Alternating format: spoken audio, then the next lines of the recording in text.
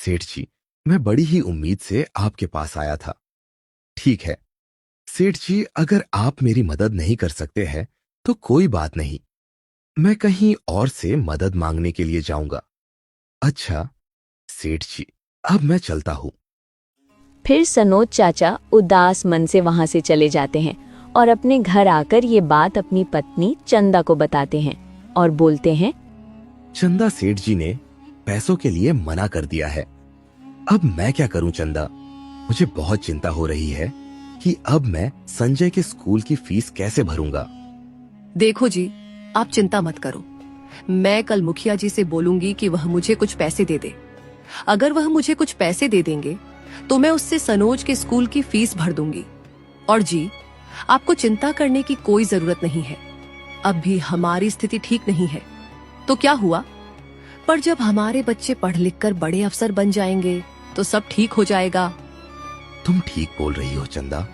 मैं इसीलिए तो अपने बच्चों को पढ़ रहा हूँ कि वह बाद में हमारा सहारा बने, क्योंकि हमारा और है ही कौन बुढ़ापे पर हमारे बच्चे ही तो हमारा सहारा बनेंगे।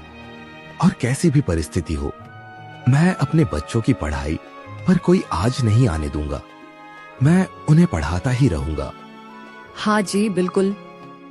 ऐसे ही बातें करते करते समय बीत जाता है और शाम होने को आ जाती है।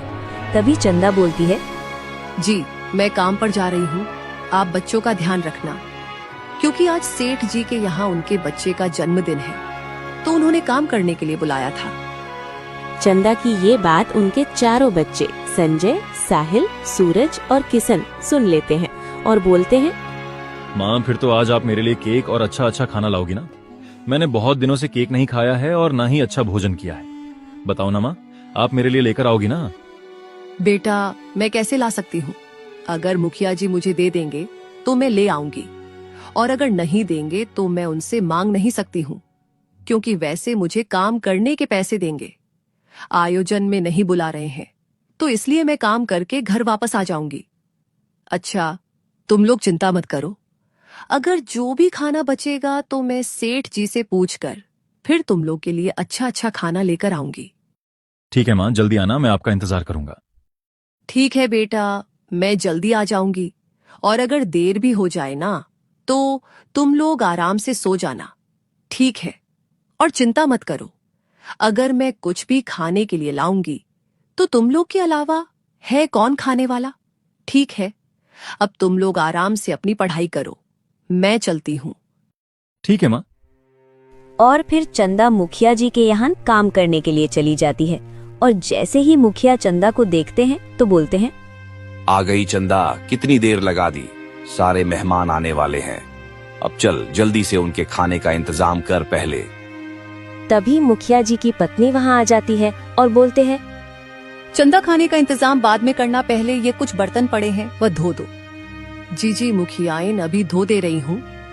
और चंदा, मैंने तुझे बोला था ना कि जल्दी आना, फिर तूने इतनी देर क्यों लगा दी? मालकिन, मुझे घर में कुछ काम करना था इसीलिए देर हो गई, पर कोई बात नहीं।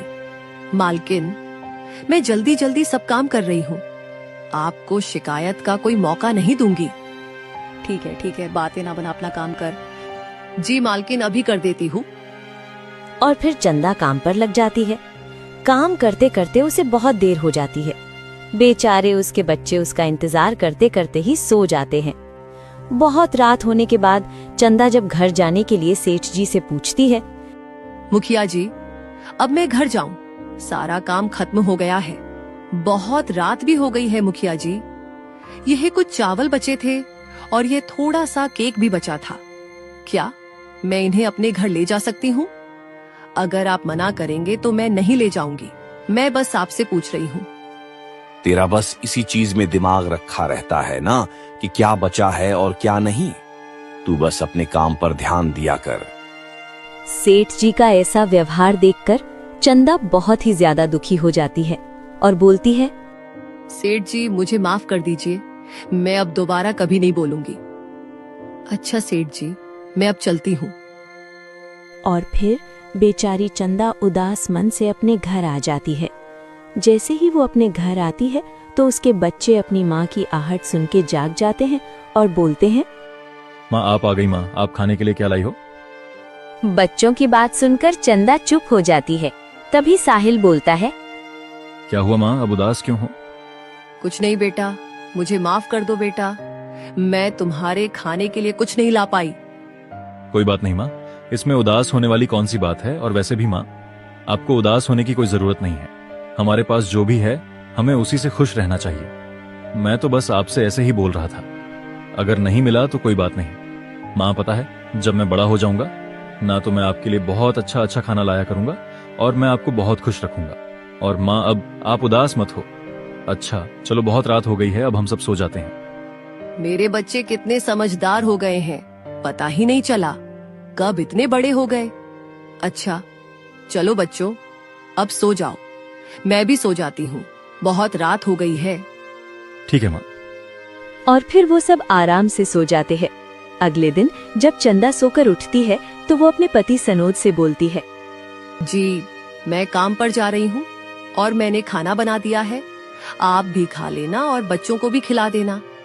और जी मैं आज ही पैसों के लिए बोलूंगी, अगर मुझे पैसे मिल जाएंगे तो मैं संजय की स्कूल की फीस भर दूंगी। ठीक है चंदा। और फिर चंदा अपने काम पर चली जाती है। और दूसरी तरफ सनोज चाचा भी बच्चों को स्कूल छोड़कर वो भी खेतों पर काम करने के लिए चले जाते हैं। जैसे ही चंदा काम पर जाती है तो वो जहाँ काम कर रही होती है उनसे पैसों के लिए बोलती है, दीदी मुझे कुछ पैसे चाहिए थे, अगर हो सके तो मेरी मदद कर दीजिए। मेरे बच्चे की स्कूल की फीस भरनी है, अगर मैंने फीस नहीं भरी तो मेरे बच्चे की पढ़ाई बंद हो जाएगी, अध्यापिका उसे स्कूल से निकाल देगी। ठीक है चंदा, अभी तुम काम करो, जब शाम को घर जाना तो पैसे लिए जाना। ठीक है दीदी, और शुक्रिया दीदी मेरी मदद करने के लिए। कोई बात नहीं चंदा, इसमें शुक्रिया कहने की कौन सी बात है, तुम अपनी मेहनत के पैसे मांग रही हो तो उसमें शुक्रिया कहने वाली कोई बात नहीं है। फिर चंदा अपना काम करने लगती है और जैसे ही शाम हो जाती है तो वो अपने घर चली जाती है। और अगले दिन वो संजय के स्कूल जाती है और उसकी फीस भर देती है। ऐसे ही कई वर्ष बीत जाते हैं। संजय, साहिल, सूरज और किशन बड़े हो जाते हैं। संजय और साहिल की बैंक में नौकरी लग जाती है। दूसरी तरफ सूरज और किशन गांव में खेतों में काम करने लगते हैं। संजय और साहिल दोनों गांव छोड़कर शहर चले जाते हैं। सूरज और किशन दोनों गांव में ही रहते हैं। सूरज अपने माता पिता के साथ रहता था। चारों की शादी हो जाती है। चारों अपने अपने परिवार के साथ रहते थे। एक दिन सूरज बोलता है, माँ पिताजी अब आप भैया के साथ रहिए, मेरी स्थिति वैसे भी ठीक नहीं है, मैं अपने बच्चों का ही पालन पोषण नहीं कर पा रहा हूँ, तो मैं आपको कैसे खिलाऊं? सूरज की बात सुनकर चंदा और सनोज बहुत ही ज्यादा उदास हो जाते हैं। तभी चंदा बोलती है, बेटा यह तू कैसी बातें कर रहा है, मैं तेरी माँ हूँ और मेरा बुढ़ापे का सहारा तू ही तो है, तुझे छोड़कर हम कहाँ जाएं? माँ मैं ही थोड़ी ना हूँ, भैया भी तो है, आप उनके साथ रहिए, मैं कल ही फैसला करूंगा कि आप और पिताजी किसके साथ रहेंगे और मुझे बंटवारा चाहिए, जितना मेरा हिस्सा है वह आप मुझे दे दो और जितना भैया का हिस्सा है वह आप उन्हें दे दो। सूरज की ऐसी बातें सुनकर सनोज चाचा बहुत ही ज्यादा उदास हो जाते हैं और बोलते हैं, बेटा यह तो कैसी बातें कर रहा है, घर का बंटवारा करने के बारे में तू सोच भी कैसे सकता है? देखिए पिताजी, मुझे अपना हिस्सा चाहिए, मुझे भी शहर जाकर व्यापार करना है, कब तक मैं ऐसे ही गांव में रहूंगा?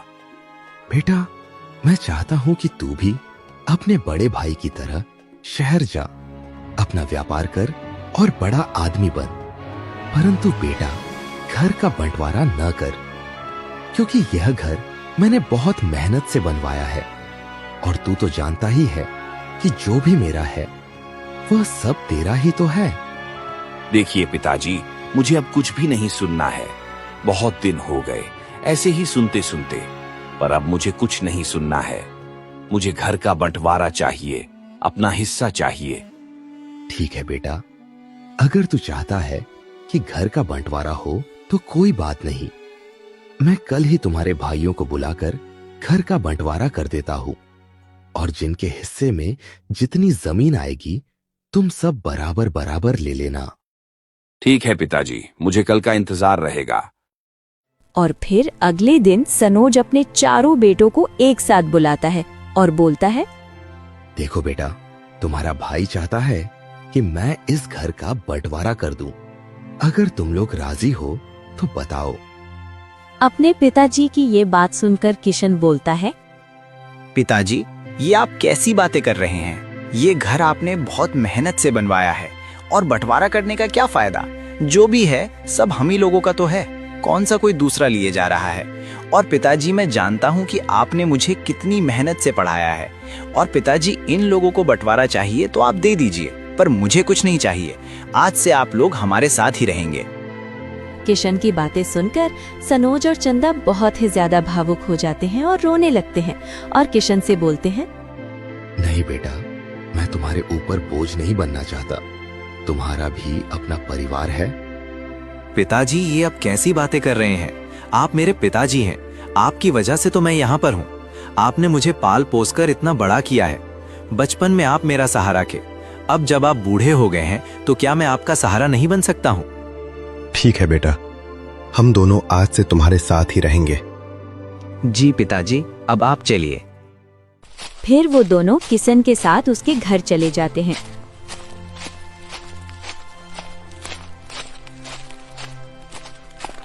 और किशन जैसे ही अपने घर पहुंचता है तो वो अपनी पत्नी से बोलता है, उमा, आज से माँ पिताजी हमारे साथ ही रहेंगे, हमारे घर पर। जी, अब ये आप क्या बोल रहे हैं? हमारे साथ ही क्यों रहेंगे? आपके और भाई भी तो हैं, उनके साथ भी तो रह सकते हैं ना। मैं अकेले इन लोगों के लिए खाना नहीं बना सकती हूँ। खाना खाना हो वो खुद बनाए और खाएं। ये तुम कैसी बातें कर रही हो उमा? ये मेरे माता पिता हैं, तुम इनके बारे में ऐसा नहीं बोल सकती हो।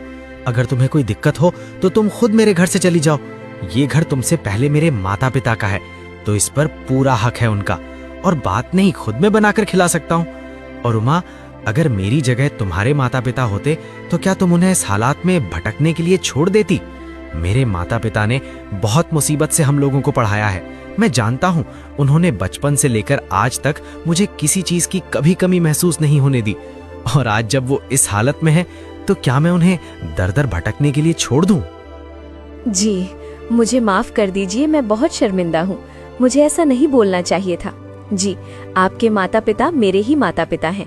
अच्छा, अब आप सब लोग बैठकर आराम कीजिए, मैं आपके लिए खाने को बनाकर लाती हूँ। माँ पिताजी को बहुत भूख लगी होगी। हाँ, जाओ, जल्दी से माँ पिताजी के लिए कुछ खाने को बनाकर ले आओ।